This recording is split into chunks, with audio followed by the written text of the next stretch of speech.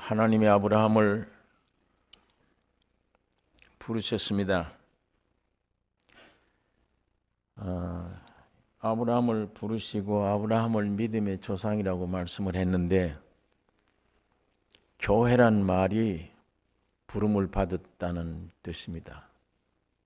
아브라함 하나님이 부르신 것처럼 에클레시아란 교회는 하나님이 부르셨다.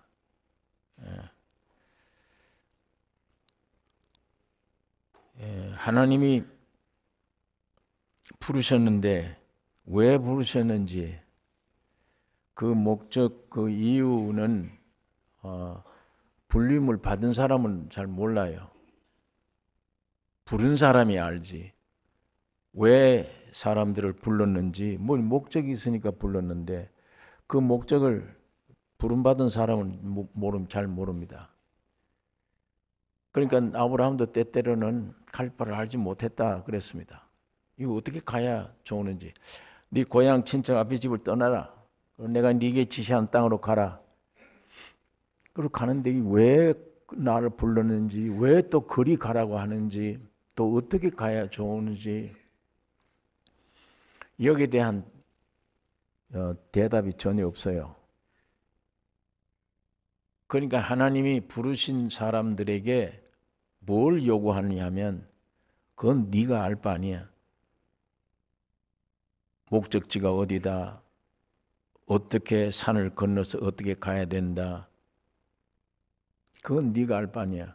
그걸 네가 알려주면 요즘처럼 무슨 자동차에 이거 딱 붙여서 안내하는 대로 따라간다든지 그런 것도 아무것도 없는데, 전혀 하나님은 거기에 신경 못 쓰게 하셨어요. 그러면 하나님이 나를 부르셨으면 어떻게 할 거냐? 하나님의 임재만 기다리라. 임재가 중요해요. 하나님이 함께 하심이 중요합니다. 그 안에 길도 있고 갈 수 있는 능력도 있고 모든 게 다 포함되어 있기 때문에 미리 사람들에게 어떻게 이리 가라, 강을 건너고 산을 건너고 가라, 그런 거 가르쳐 줘봐야 못 가는데. 그러니까 하나님은 항상 우리에게 하나님의 임재를 받아들이라는 겁니다. 임재 속에서 용기도 생기고 임재 속에서 길이 보여지고 그 안에 다 포함되어 있기 때문입니다. 그러니까 그때그때 주님의 임재를 기다리고 순종하는 자세가 참 중요합니다. 부름받은 사람, 그 하나님이 부르신 목적이 분명히 있습니다. 그런데 하나님이 여러분과 나를 아브라함 불러놓고 자기 목적대로 그 안에 운행하세요. 섭리로 역사합니다. 주님이 움직이는 그 움직임이 여러분과 나에게는 환경이 돼요. 그게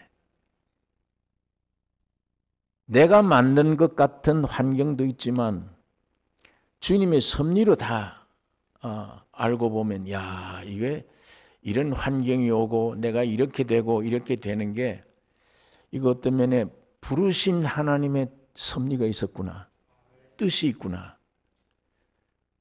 그러니까 하나님의 뜻은 있는데 우리 뜻 가지고, 우리 생각 가지고 왜 이런 환경을 나에게 주셨나, 왜 이렇게 하셨나, 이렇게 원망할 때가 사람들이 간혹 있습니다. 그러나 원망한다고 해결되는 게 아니에요. 거기서 지 길로 간다고 되는 게 아니야. 하나님이 아담을 만드시고 동산을 만드신 이후에 하나님이 아담을 지은 사람을 그 동산 거기에 두시고 그 위치 설정이 하나님이 하셨어요. 아담이 스스로 한 게 아니에요. 하나님이 동산에 두셨다. 그 두신 것을 우리 인간이 의미로 움직여서 이 자리 바꾸려 그러면 안 돼요. 그건 헛고생입니다. 하나님이 나를 두셨으면 그 다음에 거기서 다른 데 옮기는 것은 하나님의 때가 있어요. 하나님의 때가 있고 하나님의 목적이 있는 겁니다. 그런데 그걸 내가 앞당기려고 하거나 이렇게 하면 안 돼요. 내가 직장 생활하는데 믿는 사람이 안 믿는 사람과는 방법이 다르죠. 직장 생활하는데 난 계장으로 들어갔어요. 아니 내가 과장 돼야지. 그 자리를 내가 위로 올라가야지. 내가 그 욕심 가지고 하면은 안 믿는 사람들은 그 뒷구멍으로 불법이 시작돼요. 와이로를 써야 되고, 예? 그 환경을 내가 고치려고 그러니까.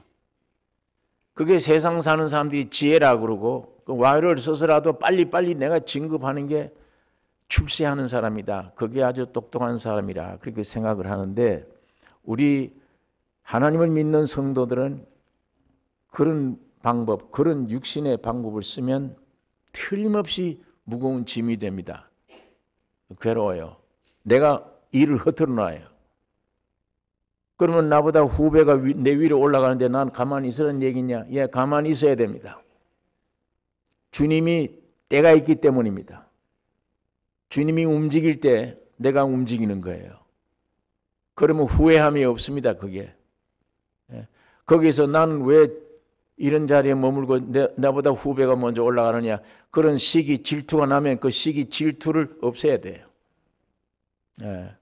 그것이 모든 나를 부르신 하나님의 그 귀한 역사에 동참되는 것입니다. 그러니까 거기에 깊이 두는 것도 하나님은 아세요. 너는 여기에 좀 더 있어야 돼. 그래야 내가 쓰기에 좋은 그릇이 돼. 부서질 거 부서지고 깨달아질 걸 깨달아지고. 만일 그렇지 않고 네가 네 마음대로 뭘 움직이려고 그러면 그건 네가 해야지. 네 앞길을 네가. 예. 그거는 얼마 못 가서 실패해요. 예. 불행한 것임을 알게 됩니다. 여러분, 이 지구는 짧은 공간이에요. 시간도 짧아요. 여러분과 나의 일생도 이미 한정되어 있습니다. 여러분과 내가 스스로 몰라서 그렇지 언제 태어나서 언제 죽을 것 하나님은 아십니다. 한정되어 있어요. 여기는 희망이 있는 곳이 아닙니다. 나라고는 존재도 나에게는 희망이 없어요. 한정되어 있습니다. 태어나면 죽는 겁니다. 예. 여기는 무덤을 쌓아둔 무덤이에요. 여긴 지구는, 세상은. 여기에 무슨 출세하거나 성공하는 것들이 없습니다. 여기는 무덤이에요. 어떻게 무덤이냐? 하늘의 생명이 오면 무덤이 돼요. 하늘의 생명이 오면. 그게 정상이에요. 예. 그러니까 사도 바울이 이 진리를 알고 나는 매일 죽노라. 나로서는 죽는 길밖에 없어. 나로서는 비우는 일밖에 없어. 죽는 일밖에는. 그게 이 지구상입니다. 그게 우리 인간의 존재의 내용이에요. 이것이다. 그러니까 그 섭리하기 위해 주님이 움직이실 때 거기 움직이는 우리들에게는 환경이 돼요. 그 환경이 주님이 움직임으로 말미암아 되어진 환경은 주님을 나타내기 위한 환경들입니다. 그 환경을 사람들이 싫어해요. 어떤 때는 세상적으로 볼 때, 육적으로 볼 때 뭐 이런 환경이냐, 뭐 이런 것이냐. 내가 여기서 허비하는 것 같다, 내 일생을. 원망도 하고 그렇게 생각들을 합니다. 하지만 주님이 움직일 때에 내게 이루어지는 환경, 그 환경은 주님이 나에게 주님의 정체를 나타내기 위한 환경이에요. 괴로워도. 오히려 배부르고 등뜨뜻하고 육신이 편안하면 안 돼요. 주님이 나타난 계시를 발견할 수가 없습니다. 그러니까 주님이 나타나시는 환경이 꼭 필요한데, 자, 오늘 이 성경 앞에 있는 구절을 읽어보면 예수님은 마태 집에서 많은 세리들과 죄인들과 함께 앉아서 잡수시고 즐거워했습니다. 세리들 천대받았죠. 그때 많은 죄인들 함께 마태의 집에 들어가서 잔치를 합니다. 그런데 죄인들은 괜찮은데 종교인들은 안 돼. 보기가. 이 환경이 뭐 저러냐. 아니 예수라는 사람이, 저 메시아라는 사람이 어떻게 저 죄인들과 세상에 천대받는 사람들과 같이 식사를 하고 저기 대화를 하고 친구가 되고 즐거워하느냐? 아주 무시하는 환경입니다. 종교에서 볼 때 그래요. 예. 그런데 당장 비난이 들어옵니다. 제자들에게, 야, 너 예수가 무슨 죄인들과 같이 저렇게 먹고 마시고 저러냐? 지금 무슨 하나님이냐? 지금 뭐가 메시아냐? 예수님이 이 음성을 들으셨어요. 들으시고 이르시되 건강한 자에게는 의원이 쓸데없고 병든 자에게라야 쓸데있느니라. 나는 의인을 부르러 온 것이 아니요 죄인을 부르러 왔노라. 이렇게 말씀하셨어요. 이 말이 입에서 떨어지니까 제자들이 보니까 기가 막혀요. 의사래. 의사. 건강한 자에게는 의원이 쓸데없고 병든 자에게라야 쓸데있느니라. 내가 의사다. 내가 세상에 왔는데 너희들은 나를 누구로 보느냐? 나는 의사요. 죽은 자를 살리기 위해 왔다. 죄인 부르러 왔다. 여러분,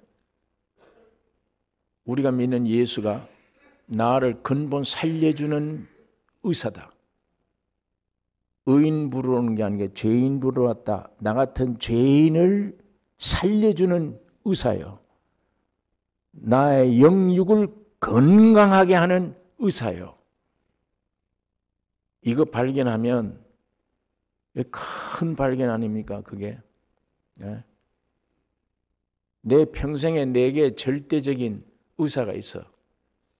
나를 영원히 살려주는 분이 내게 있다. 이게 확 믿어지면 그분 의지할 거 아닙니까? 그분이 얼마나 귀중한 축복된 사람인 것을 우리가 알게 되는 것입니다. 이것이 인생 목적이에요. 태어날 때부터 죽어있는, 죄와 사망으로 죽어있는 우리를 살려내는 것. 죄인들이니까 어떻게 할 수가 없잖아요. 죄인만 찾으러 오셔서 주님이 죄인만 찾아서 살려주기 위해 오신 거예요. 나는 영육을 고치는 의사다. 사람 살리는 의사다. 그게 계시된 겁니다. 마지막 아담은 살려주는 영이 되었나니, 우주에 가장 필요한 분입니다. 이 세상에 가장 필요한 분이에요. 그래서 이사야가 오래전에 미리 예언한 말입니다. 이사야 53장, 그가 찔림은 우리의 허물 인함이요 그가 상함은 우리의 죄악을 인함이라. 그가 징계를 받음으로 우리가 평화를 누리고 그가 채찍에 맞음으로 우리가 나음을 입었도다. 우리가 한 일은 아무것도 없어요. 예수님이 찔림으로 우리의 허물이, 예수님이 상함으로 우리 속이는 죄가, 예수님이 징계를 받음으로 오늘 우리의 영원한 평화를, 주님이 채찍에 맞음으로 우리가 나음을 입었도다. 영육간의 치료자요, 영육을 살려주는 분으로 주님이 오신 것입니다. 그러니까 종교인들이 앉아서, 야, 너 예수라는 분이 저 왜 죄인들 같이 먹고 앉았냐, 이렇게 그 환경을 비난한 환경이 얼마나 축복된 환경으로 바뀐 거예요. 예수님이 그런 환경에 나와 여러분을 누가 자꾸 찌르면은 뭐가 나옵니까? 속에 자꾸 찌르면 뭐가 나와요? 사랑이 나옵니까? 자꾸 찌르면 욕설이 나옵니까? 뭐가 나오죠? 더 많이 찌르면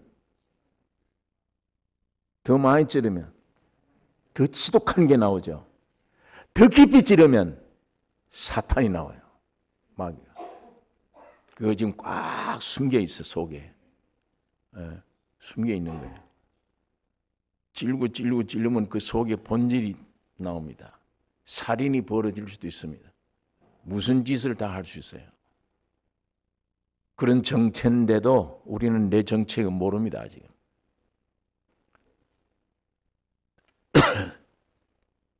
그러나 예수님은 찌르면 진리가 나오고 또 찌르면 사랑이 나오고 찌르면 찌를수록 여러분과 나를 살려주는 능력이 나타나요. 이상한 분입니다. 그분은. 그러니까 오늘 우리는 주님 앞에 가서 자꾸만 부딪혀야 돼요. 예. 내게 처한 환경을 두려워하지 말고 이 환경 원망하지 마세요. 하나님이 이렇게 섭리적으로 주신 것이구나. 그 안에 아직도 계시되지 않는 주님을 향해 이 환경과 더불어 찌르면 하나님이 나에게 화 같은 환경이었는데 이런 복이 나타나는 거구나. 이런 귀한 축복이 되어지는 거구나. 놀라운 창조의 역사가 일어나게 되는 것입니다. 그래서 마태가 마태복음 8장에 기록하기를 16절에 저물매 사람들이 귀신 들린 자를 많이 데리고 예수께 오거늘 예수께서 말씀으로 귀신을 쫓아내시고 병든 자를 다 고치시니 이는 선지자 이사야로 하신 말씀에 우리 연약한 것을 친히 담당하시고 병을 짊어지셨도다 함을 이루려 하심이더라. 이사야서에는 예언을 이루려 하심이라. 주님이 모든 병을 오는 사람들마다 치료하고 고쳐주고 살려주었습니다. 오늘 우리에게도 마찬가지입니다. 세상으로서는 핍박받을 만한 환경이 세상으로서는 멸시의 천대를 줄 만한 환경인데도 낙심하지 말고 그 환경 속에 주님의 복음이 계시됩니다. 부름받은 자에게는 반드시 모든 것을 합력하여 선을 이루시는 주님이십니다.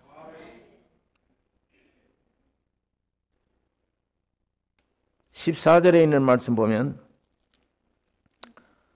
그때에 요한의 제자들이 예수께 나와 가로되 우리와 바리새인들은 금식하는데 어찌하여 당신들의 제자들은 금식하지 아니하나이까?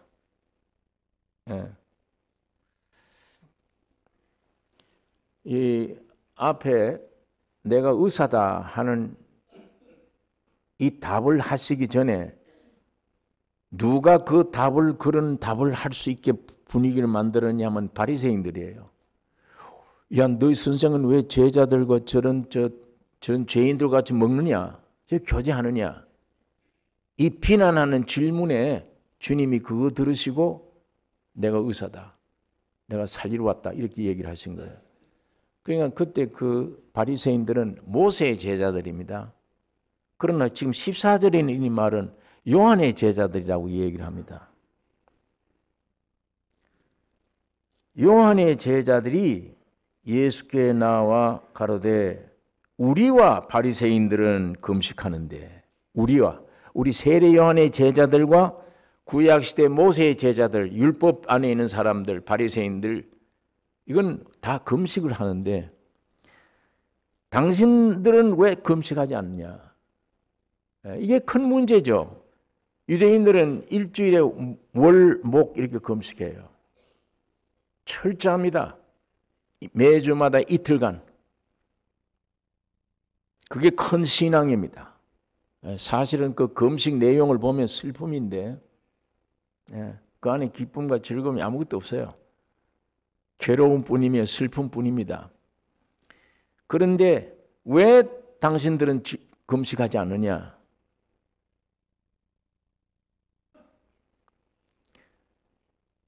이들은 종교적인 생활에 이 금식은 귀중한 것인데 예수님의 대답이 15절에 예수께서 저희에게 이르시되 혼인집 손님들이 신랑과 함께 있을 동안에 슬퍼할 수 있느뇨? 그러나 신랑을 빼앗길 날이 이르리니 그때에는 금식할 것이니라. 그런데 이 금식을 왜 안 하느냐? 율법을 지켜야 되지 않느냐? 금식을 해야 되지 않느냐? 하는 이 질문에 예수님은 동문서답 같은 대답이지만 연관된 대답이에요. 내가 신랑이다 이렇게 얘기를 해요. 아까 왜 죄인들과 같이 앉아서 밥을 먹느냐 이 말에 내가 의사다, 살리러 왔다 이렇게 자기를 표현하듯이 지금은 왜 금식하지 않느냐 이 말에 내가 신랑이다, 너희 신랑으로 내가 왔다. 지금 이 얘기를 주님이 이 말씀을 하시는 것입니다. 여러분, 예수님은 이 땅에 신랑으로 오셨습니다. 네. 여러분의 남편은 누굽니까?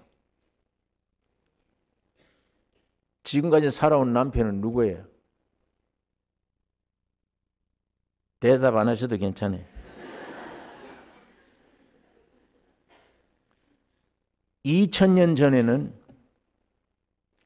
우리 신랑 되신 분이 몸을 입고 오신 거예요. 몸을 입고. 그때는 우리는 그 신부요. 그 예수님은 몸을 입고 온 사람이 되셔서 여러분이 되신 거예요. 예. 근데 예수님이 대답이 신랑과 함께 있는데 슬퍼할 수 있느냐? 신랑 빼앗길 날이 온다. 그때 너희가 슬퍼할 거다. 예수님이 우리 신랑 십자가에 빼앗겨 버렸어요. 예수님이 갈보리 십자가에 이거 짊어지고 가면서 여성들이 울고 있습니다. 이스라엘 여자들아, 나를 위해 울지 말고 너희와 너희 자녀를 위해서 울어라. 통곡해라. 예. 그렇게 말씀을 한 거예요. 그런데 그만 십자가에 피 흘려 돌아가시니까 이거 우리 여러분과 내가 과부가 돼버린 거예요. 예. 그러니까 누가복음 18장에 보면 과부가 법관에게 찾아와서 호소하는 얘기가 거기 나옵니다. 내 원수 갚아달라고. 이 과부의 원수. 그게 무슨 원수를 갚아달라는 말이 없어요. 과부의 원한을 풀어달라요. 예. 그것이 오늘 여러분과 나에게 그 원한이 있어야 된다. 제가 지난번 말씀을 했습니다. 원한. 내 남편 죽인 원한. 남편으로 오신 예수를 십자가에 죽인 원한. 예. 그거 오늘 우리 세상에 대해서 이 원한을 가져야 돼요. 그게 전도입니다. 예수의 핏값을 내놓으라는 전도입니다. 자, 그런데 그 주님이 올라가시더니 이제는 영으로 오셔서 그 남편이 영이 되어서 살려주는 영이 되어서 우리 안에 오심으로 내가 과부인데 아내가 됐어요. 몸을 입고 오신 남편은 잃어버렸지만 영으로 내 안에 오셔서 남편이 되시고 나는 그의 아내가 됐습니다. 그래서 교회를 아내라고 합니다. 예수의 아내. 여러분, 나는 과거에는 과부였는데 지금은 예수를 영으로 모신 남편을 영으로 모신 아내입니다. 예. 그런데 주님이 부활하신 몸으로 이 세상에 오세요. 예수님이 부활하실 때 막달라 마리아가 그걸 봤는데 처음에는 동산직인 줄 알고 우리 예수님을 어디다 갖다 두었는지 좀 내게 일러주세요. 그렇게 하면 내가 찾아가겠다 할 때 이 예수님이 마리아야 이름 부르니까 눈이 열렸어요. 아, 부활하신 주님이 부활하셨구나. 그 소식을 가지고 제자들, 숨어있는 제자들 가서 아무리 얘기를 해도 안 믿어요. 뭐가 헛것 보고 와서 저 여자가 뭐가 잘못 보고 와서 저런 거지.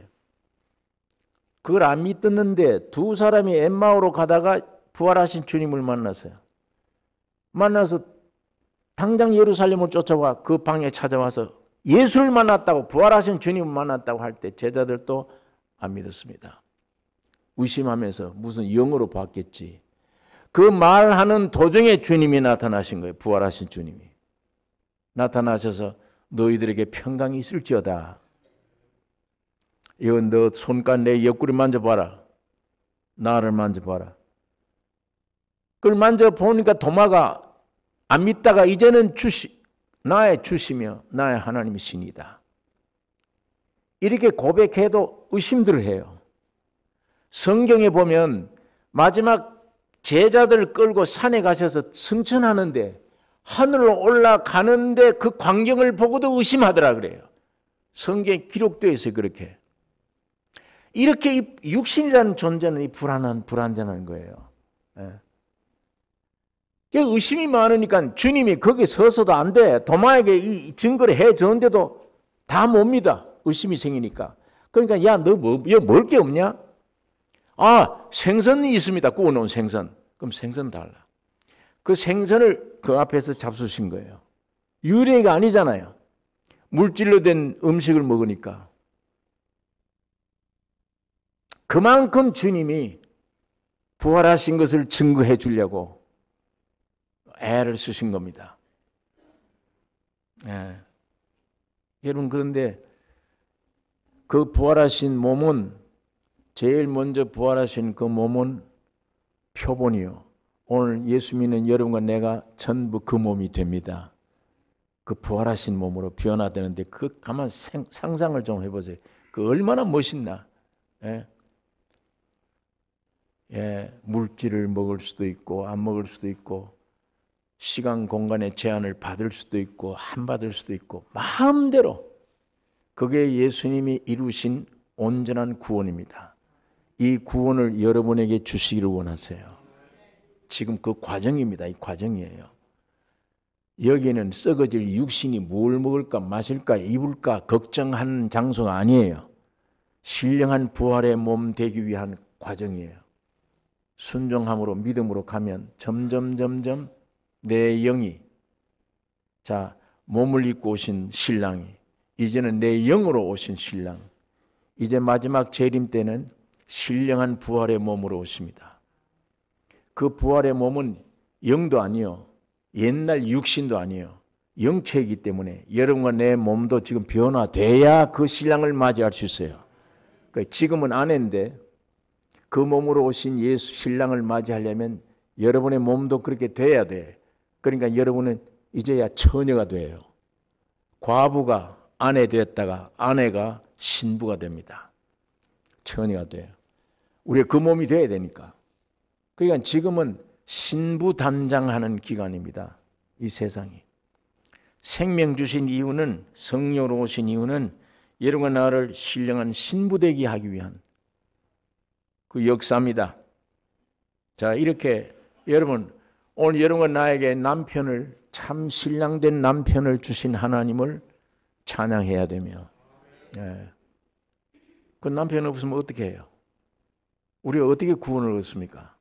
예. 우리 육도, 우리의 영도, 우리의 혼 몸도 다 신령한 부활의 몸, 예수님의 십자가의 죽으심과 부활과 승천과 재림으로 이루어지는 몸입니다. 이렇게 신부로 단장하는 시대인데 예수님이 2000년 전에 몸을 입고 오셨을 때도 이적을 가나안 혼인집에 가서 베풀었어요. 물을 포도주되게 만드셨습니다. 그 손님들이, 그 포도주를 먹어본 손님들이 이 술맛이 어디 저렇게 나느냐, 참 즐겁고 좋다, 만족한 거예요. 오늘 그 예수의 피로 구속함을 얻은 사람들, 예, 이 안에 이질적인, 내 안에 자연 안에 생긴 것도 아니요, 세상에서 얻어진 것도 아니에요. 완전히 외부에서 온, 하늘에서 내려온 생명입니다. 그 생명을 우리가 확실히 경험했을 때 오는 변화, 예, 조그만 빛이 와도 이런 엄청난 변화가 일어나는데 여러분과 몸이 지금 점점 성화돼서 아브라함 불러다 하늘의 별수 봐라. 네 자식이 이와 같으리라. 믿어졌어요. 아, 이제는 어렵다. 제가 지난번 말씀드린 대로 그때는 아직도 믿어진 것뿐이야. 약속된 걸 믿는 것이지 이삭이 온 게 아니에요. 그래도 기쁜데 마지막에 이삭이 실제 왔을 때, 실제가 됐을 때 이게 얼마나 기쁘겠어요. 차이가. 예. 여러분과 나의 신앙이 지금은 별을 보고 믿습니다, 말씀 보고 믿습니다 하는지 모릅니다. 그러면서도 의심해요, 속에. 예. 그러나 만일 이삭이 왔다 그러면 모든 건 끝나버려요. 이런 주님이 우리가 살아있을 동안에, 살아있을 때 의롭다함을 받는 그 수준이 아닌 완전히 이삭이 내 안에 오는 이 경험을 오늘 하나님이 여러분과 나에게 주십니다. 이게 참 아브라함 일생을 통해서 그걸 우리에게 보여주시는 거예요.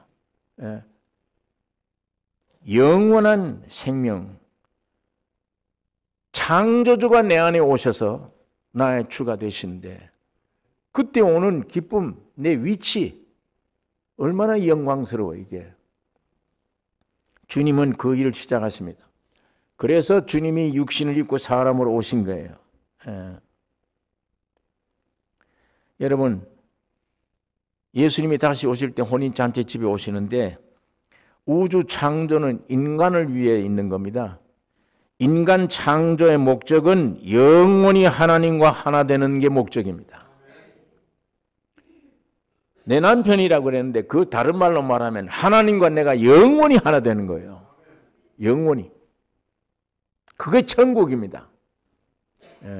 그게 천국. 그러니까 하나님이 우주를 지으시고 주인공 된 사람을 맨 마지막 날 지으셨는데 이 사람을 하나님의 형상과 모양으로 지으시고 어느 날 예수 그리스도를 통해서 그 하나님이 와서 내 안에 와서 하나가 됐다. 이게 목적이에요. 이게 창조의 목적입니다. 이게 얼마나 영광스러운 일입니까? 이게 여러분과 나의 기도 제목이 되셔야 됩니다. 세상에 쓸데없는 거 염려하고 구하지 마시고 주님이 내 안에 충만하게 오시옵소서. 내가 완전히 주와 하나 되는 이 축복을 우리가 소망으로 기도해야 됩니다. 16절에 있는 말씀 이제 구체적으로 주님이 설명하는 거예요. 생배 조각을 낡은 옷에 붙이는 자가 없나니 이는 기운 것이 그 옷을 당기어 헤어짐이 더하게 됨이요. 아주 이게 싱싱한 생배 조각. 비록 조각이지만 싱싱합니다. 이게 아직도 새 재질이에요. 이 싱싱한 것을 낡은 옷에다가 붙여 끼워 놓으면 이 바보 같은 사람은 이게 온전한 옷이 되는 줄 생각을 하고 구멍을 메꿀 수 있는 줄 생각을 하고 생배 조각을 잘라다가 낡은 옷에다 붙여 놓으면 예수님이 대답이 이게 힘이 있어서 싱싱하기 때문에 땡겨서 이게 오래 찢어진다. 지금 그 말씀을 하는 거예요. 그러니까 생배 조각을 싱싱한 걸 띄어다가 낡은 옷에다가 붙이는 바보 같은 사람이 있느냐? 지금 주님이 질문합니다. 너희들이 지금 금식을 요구하는데 너희들이 지금 그걸 찾고 있는 거다. 그런 옷을. 주님이 그걸 지금 말씀을 하는 것입니다. 생배 조각을 낡은 옷에 붙이는 자와 같다. 너희 행동들이. 그러면 옷이 제대로 될 리가 없다. 주님 그 말씀합니다. 여러분 이 생배 조각이 뭡니까? 예수님이에요. 생배, 요리되지 않는 것, 아직도 이 음식으로 말하면 먹을 수가 없는 것, 옷으로 말하면 아직도 입지 못할 것, 그게 생배입니다. 생배 조각이에요. 이거 예수님이에요. 여러분 예수님이 세상에 오셔서 말 한마디 행동 하나 전부 다 완전한 겁니다. 영원한 진리요. 영원히 흠도 티도 없는 말씀 행동을 하셨어요. 아무리 그렇게 하셔도 십자가에 죽으시고 부활하지 아니하면 우리의 옷이 안 돼. 여러분의 양식이 안 돼요. 먹을 수가 없습니다. 이게 생배 조각이에요. 죽은 자를 살리고 위대한 일을 하셔도 그건 주님 개인의 위대함이지 여러분 나는 아니에요. 이게 나에게는 아무런 혜택이 없어요. 그러나 그 주님이 십자가에 죽으시고 부활하셔야만 여러분이 먹을 수 있습니다. 내가 의의 옷을 입을 수 있는 거예요. 예수님은 나의 옷이 돼요. 예. 그 얘기를 합니다. 주님이 지금 생배 조각이다. 예.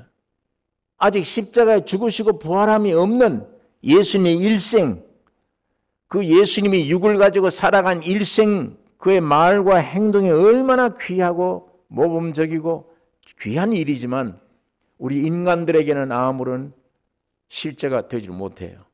죽으시고 부활하기 전에는. 예. 성경에 그것을 말씀을 합니다. 그런데 여기에 낡은 옷이라는 것은 아담의 생명, 사람 생명에 의한 선한 행위, 종교적인 행습을 말합니다. 오늘 우리 아담의 사람이, 육신의 사람은 태어나면 어떻게 하기를 원해? 야, 이걸 교육시키고 이걸 어떻게 잘 수련해서 훌륭한 사람이 돼야지. 예. 그거 목적이에요. 인생들이 지금 교육시키는 게 그래서 그런 거예요. 예. 믿음으로가 아니에요. 우리 인간 스스로가 교육을 시키고 얼마나 돌을 많이 닦고 수양하고 해서 온전한 사람이 되느냐. 이 온전한 사람의 행동이 누구냐? 예수의 삶. 그 목표예요. 그 생배 조각을 목표로 하는 거예요. 이 생배 조각을 갖다 낡은 옷에다 붙이려고 하는 거예요. 그건 모방입니다. 예? 이런 경지에 이를 수가 없어요. 사람 생명 가지고 예수님처럼 산다. 못 삽니다. 아담 생명을 개선하고 노력하고 해서 최고의 모범적인 사람, 그런 사람이 되어야 된다. 예수님의 생애의 삶처럼 되어야 된다. 예수님을 모방해 따라가야 된다. 그건 모방이지. 흉내내는 거지. 못 살아요, 그렇게. 지금 여기 유대인들이 그걸 원하는 겁니다. 생배 조각을 갖다 낡은 옷에 붙인다는 얘기는, 이 옷을 만들겠다는 얘기는 그런 인간을 만들겠다는 거예요. 예. 아담 생명 가지고는 예수의 삶을 살 수가 없습니다. 예. 오직 십자가에 죽으시고 부활하셔서 여러분 안에, 내 안에 신의 생명으로 오셔야만 우리가 그렇게 살 수 있어요. 그런 옷을 입게 되는 겁니다. 그 옷은 뭐냐? 행위를 가리키는 거예요. 그 온전한 행위를 나타낼 수 있는 겁니다. 그래서 갈라디아서 3장 27절에 누구든지 그리스도와 합하여 세례를 받음으로 그리스도로 옷 입었느니라. 이 옷은 어떤 옷이냐? 혼인잔치에 참석 자격을 갖게 하는 혼인 예복이에요. 사람들이 혼인잔치에 참여를 했는데 너무 자기 옷이 좋으니까 그냥 예식장에 들어가서 다 앉아 있는 거예요. 신랑이 오더니 친구야, 너 어떻게 예복을 입지 않았네? 내 옷이 더 좋잖아요. 이걸 쫓아내라. 밖에 쫓아내 슬피 우리 이를 갈미 있으리라. 쫓아내버렸어요.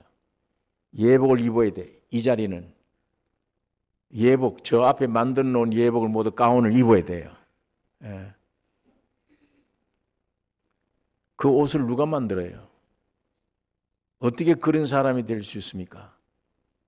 낡은 아담의 생명 가지고 돌을 닦고 배우고 열심히 해서 예수님처럼 저렇게 살아보자.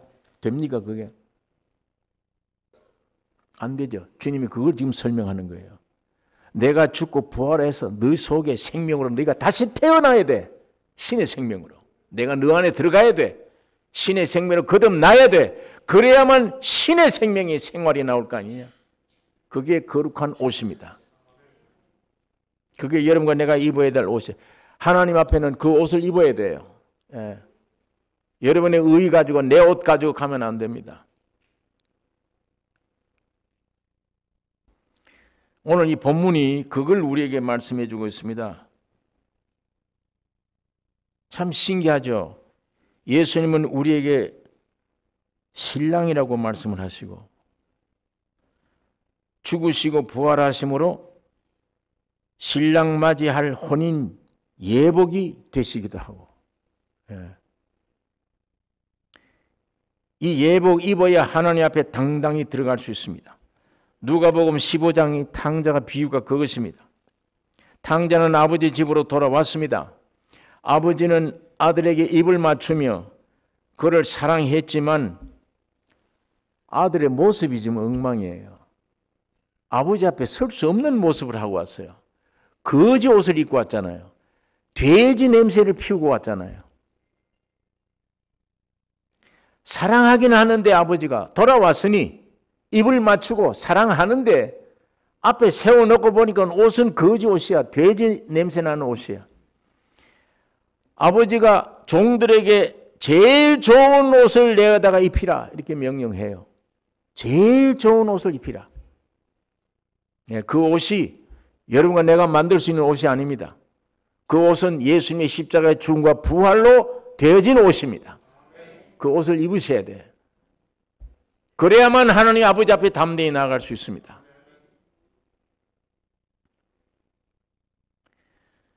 주님이 죽으시고 부활하심으로 참 옷이 될 뿐만 아니라 살려주는 영이 되셨기 때문에 오늘 우리가 입을 수 있는 옷이고 우리 안에 오신 생명으로 오시는 주님이십니다.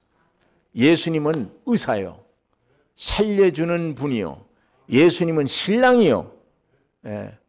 몸으로도 오셔서 해결하고 지금은 영으로 오셔서 해결하고 재림 때는 완전 주님이 죽으시고 육신을 입고 오시고 죽으시고 부활하심으로 예수 안에서 완전한 의복과 살려주는 영이 되셨고 여러분과 나의 영원한 남편이 되셨고 모든 것 되신 분입니다. 그러니까 주변에 있는 환경을 두려워하지 마세요. 이건 어떤 의미 하나님이 주신 환경이구나.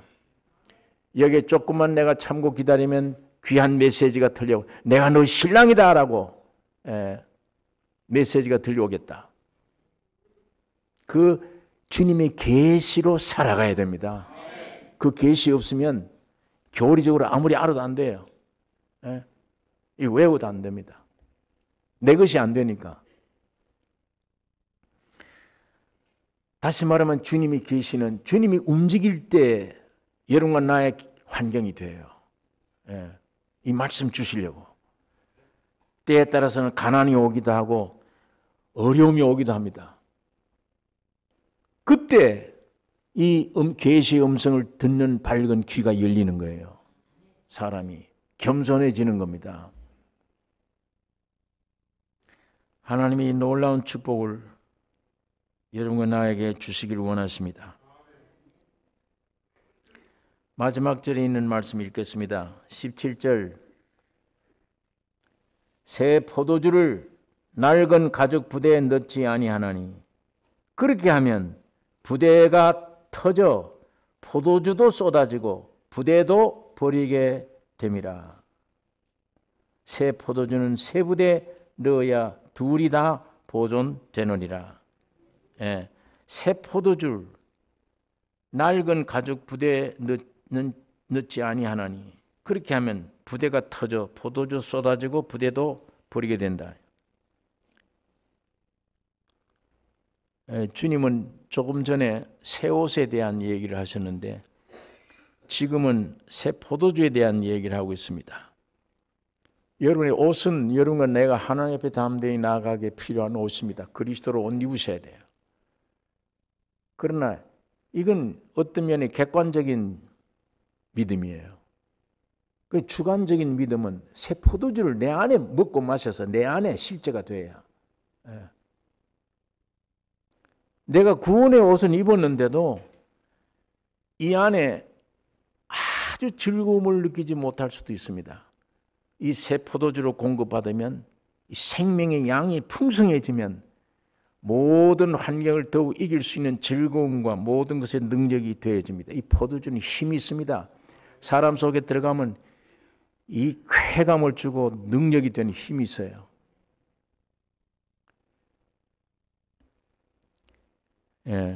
하나님이 우리의 외적 필요 옷으로 채워주세요. 내적 필요는 포도주로 생명력으로 채워주세요. 여러분 이게 참 귀중합니다. 새 포도주는 예수 그리스도요. 새 부대는 예수 그리스도의 생명을 받은 많은 사람들이 모여진 모임이에요. 교회입니다. 자, 그런데 여기에 이 교회라는 것은 종교적인 조직 교회를 말하는 게 아닙니다. 지금 이 세상에 있는 교회를 말하는 게 아니에요. 생명으로 연결된 유기체의 몸을 얘기하는 거예요. 교회가.